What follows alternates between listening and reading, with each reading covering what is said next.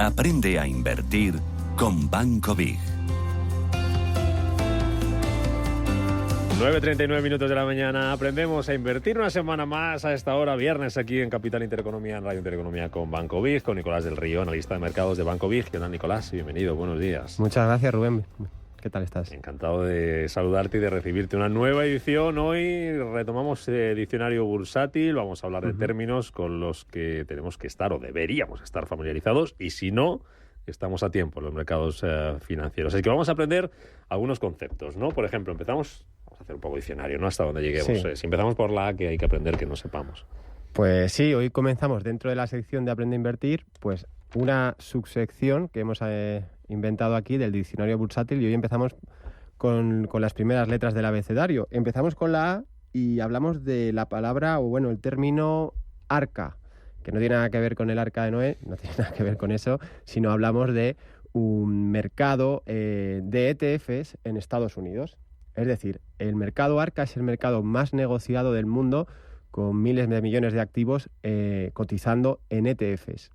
Y lo he sacado a colación debido, sobre todo, Rubén, de que de este mercado no es posible acceder para inversores minoristas europeos desde 2018 por la normativa ESMA. Es importante saberlo.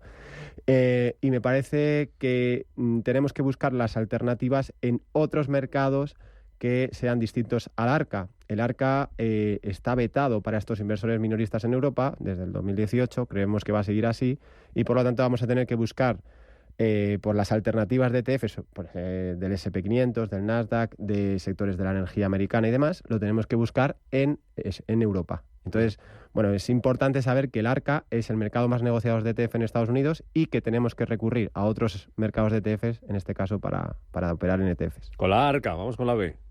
Bueno, con la B tenemos la beta, término estadístico, nos vamos totalmente al otro extremo de la terminología y del mercado financiero, porque la beta, al final te digo, es un término estadístico probabilístico que se utiliza para ver cuándo un valor es defensivo, agresivo o neutral con el mercado. Normalmente cuando hablamos de una beta, por ejemplo, decimos, este valor, por ejemplo, Walmart, pues tiene una beta de 0,80.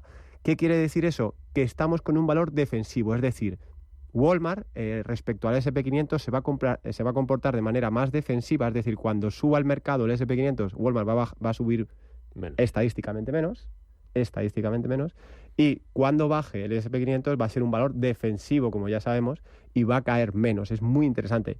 Al contrario, nos vamos con Nvidia beta 1,5, pues sabemos que es más sensible a los movimientos de mercado. Cuando son alcistas va a subir mucho más, y cuando son bajistas, pues vamos a tener que tener más cuidado con compañías como Nvidia, como compañías como inteligencia artificial y tecnológicas en general, bancos también, con una beta superior a 1.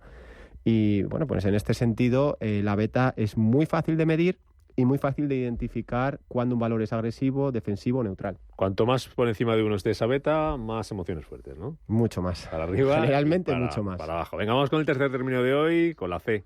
Bueno, con la C vamos a entrar en un producto financiero, un instrumento financiero que muchos oyentes conocerán, que se llama Contract for Difference, instituido sobre todo en los años 80 en Londres, en el mercado de Londres, y que son derivados, y es un sintético, fíjate, es un sintético para operar en un espejo de la acción, es decir, un CFD, puede haber los de acciones, puede haber CFDs de índices, y son productos derivados, con los cuales exige un apalancamiento que tenemos que tener mucho cuidado, y desde aquí advertimos a todos los oyentes que nos están escuchando que antes de operar con CFDs tienen que formarse. ¿Por qué, Rubén? Sobre todo por el tema del apalancamiento, por un tema de garantías, porque nosotros no vamos a comprar el activo, no es un activo para nosotros es un pasivo, es una deuda, y como todo nos va a dar el poder de apalancarnos y de trabajar con importes mayores a lo que es nuestra cuenta. Pero todo eso tiene mucho riesgo. Lo que hemos hablado con compañías, por ejemplo, linkando un poco, enlazando con lo que hemos hablado de la beta, si tenemos compañías con mucho riesgo, nos estamos exponiendo con apalancamiento y con riesgo de la acción. Es decir, vamos a tener que tener mucho cuidado con este tipo de productos como los CFDs. Para ello, mucha formación, mucha práctica, y una vez que sepamos los riesgos, lo podemos utilizar como cualquier otro instrumento. Seguimos avanzando de letra. Vamos después de la C, vamos con la C. D de Dinamarca, ¿qué más? D de derechos de suscripción. Los famosos derechos de suscripción cuando tenemos una ampliación de capital, sobre todo como inversores nosotros tenemos la propiedad de una pequeña parte del capital social de las compañías, y si mi compañía, Banco Santander, va a ampliar el capital, yo tengo unos derechos de suscripción, tengo derechos sobre otros inversores que no están dentro de la acción a comprar o a acudir a esa ampliación de capital con un derecho de suscripción preferente, es decir, con una calidad mejor, y voy a entrar con mucha más preferencia, digamos. Estos derechos de suscripción se pueden vender en el mercado si yo no quiero acudir a la ampliación, y tenemos que saber también que son tributables, o sea, tenemos que pagar a Hacienda si vendemos esos derechos desde el año 2017 prácticamente, tenemos que tributar por esas ventas de derechos que antes no se hacía. Al final no es una gran cantidad, salvo que tengamos muchas acciones. Y bueno, pues interesante saber que los derechos de suscripción, pues eso, nos dan la posibilidad de acudir a la ampliación de capital y evitar esa dilución de muchos inversores con las acciones, que a veces pasa por el tema de que la compañía amplía el número de acciones y nos podemos quedar un poco diluidos con el precio. Venga, vamos con dos más, si te parece, y otro día ya seguimos con nuestro diccionario económico. Vamos por la E. Es un término que hay épocas en las que se oye mucho más, hay algunas que no suena mucho. Esta inflación. Muy bien, sí, Rubén. Como tú lo has dicho, esta inflación viene de... Bueno, no sabemos dónde viene, sabemos que se utiliza desde hace varios siglos, y al final, para que los oyentes sabrán perfectamente lo que significa, pero lo recordamos, y es simplemente un crecimiento nulo, es decir, un crecimiento económico de un país nulo con unos elevados tipos de interés. Es decir, lo que está haciendo es ahogar la economía, es esta inflación. Podemos ver, bueno, hay discusión ahí, ¿no? Si Alemania está en esta inflación, si otros países de la Unión Europea están en esta inflación, porque tenemos unos tipos de interés elevados y tenemos básicamente un crecimiento ahora mismo cero.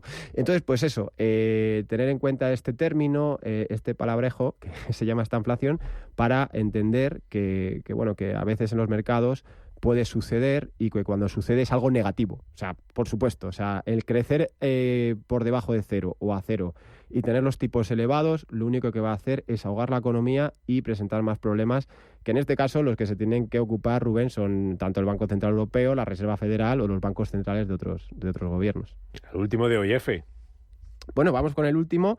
En este caso hablamos de free float. El free float también es más parecido a lo que hemos hablado de los derechos de suscripción, no tiene nada que ver, pero en esa terminología, en ese mundillo, el free float es el capital circulante de acciones que tiene en porcentaje esa compañía. Simplemente, si la compañía tiene un free float mayor, quiere decir que se están negociando más acciones de la compañía a nivel minorista, individual, y que que en este caso nos va a permitir entrar en una compañía con mucha liquidez, digamos. Bueno, pues hasta ahí llegamos hoy. Dejamos muchos más términos, ¿eh? Nos queda diccionario bursátil por delante, aprendiendo a invertir, aprendiendo términos que a veces conocemos o pensamos que no tenemos más o menos claro, pues que no quede por nosotros y que no quede por Nicolás del Río, analista de mercado de Banco Vic, trayéndonos a este espacio, aquí a Radio Intereconomía, esos términos importantes para nuestro día a día de inversores. Nicolás, buen fin de semana. Igualmente, encantado de estar aquí. El viernes que viene. Chao, muchas gracias. Chao.